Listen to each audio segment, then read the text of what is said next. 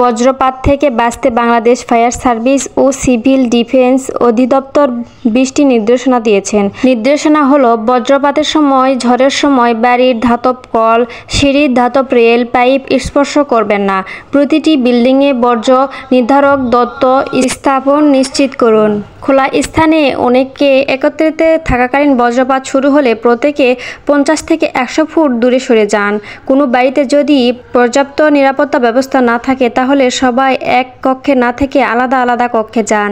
খোলা জায়গায় কোনো বড় গাছের নিচে আশ্রয় নেওয়া যাবে না। গাছ থেকে 4 মিটার দূরে থাকতে হবে। ছেঁড়া বৈদ্যুতিক তার থেকে দূরে থাকতে হবে। বৈদ্যুতিক তারের নিচে থেকে নিরাপত্তা দূরত্বে থাকতে হবে। ক্ষয়ক্ষতি কমানোর জন্য বৈদ্যুতিক যন্ত্রপাতি প্লাগগুলো লাইন থেকে বিচ্ছিন্ন রাখতে হবে। বজ্রপাতে আহতদের বৈদ্যুতিক শকের মতোই করে চিকিৎসা নিতে হবে। এপ্রিল-জুন মাসে বজ্রপাত বেশি হয়। এ সময় আকাশের মেঘ দেখা গেলে ঘরে অবস্থান করুন। যত দ্রুত সম্ভব দালান বা কংক্রিটের ছাউনির নিচে আশ্রয় নিন। বজ্রপাতের সময় বাড়ি থাকলে জানালার কাছাকাছি বা বারান্দায় থাকবেন না।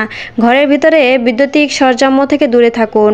ঘন কালো মেঘ দেখা গেলে অতি দ্রুত প্রয়োজনে রাবারের জুতা পরে বাইরে বের হতে পারেন। উঁচু গাছপালা, বিদ্যুতের খুঁটি, তার, ধাতব খুঁটি, মোবাইলের টাওয়ার ইত্যাদি থেকে দূরে থাকুন। বজ্রপাতের সময় জরুরি প্রয়োজনে প্লাস্টিক বা কাঠের হাতলযুক্ত ছাতা ব্যবহার করুন। বজ্রপাতের সময় খোলা জানালা, মাঠ বা উঁচু স্থানে থাকবেন না। কালো মেঘ দেখা দিলে নদী, পুকুর, ডোবা, জলাশয় থেকে দূরে থাকুন। বজ্রপাতের সময় শিশুদের মাঠে খেলাধুলা থেকে বিরত রাখুন এবং নিজেও বিরত থাকুন। বজ্রপাতের সময় খোলা মাঠে থাকলে পায়ের আঙ্গুলের উপর ভরা দিয়ে এবং কানে আঙ্গুল দিয়ে মাথা নিচু করে বসুন।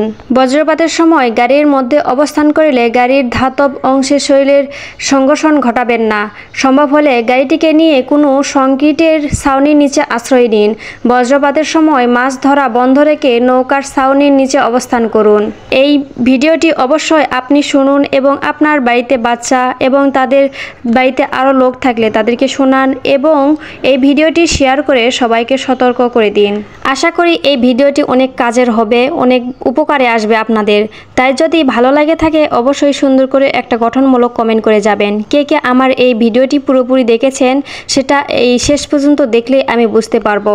আর যারা আমার ভিডিওটি শেষ পর্যন্ত দেখেছেন তাদের জন্য অফুরন্ত ভালোবাসা রইল এবং আমি নিজে তাদের ভালোবাসা দিয়ে আসবো ইনশাআল্লাহ। আর এ পর্যন্ত যারা আমার ভিডিও দেখেন বা দেখছেন সবাইকে অসংখ্য ধন্যবাদ। এভাবে যদি পাশে থাকেন তাহলে সামনে এগিয়ে যেতে পারবো ইনশাআল্লাহ। আজ ভিডিও এ পর্যন্তই। সবাই ভালো থাকবেন। আল্লাহ হাফেজ।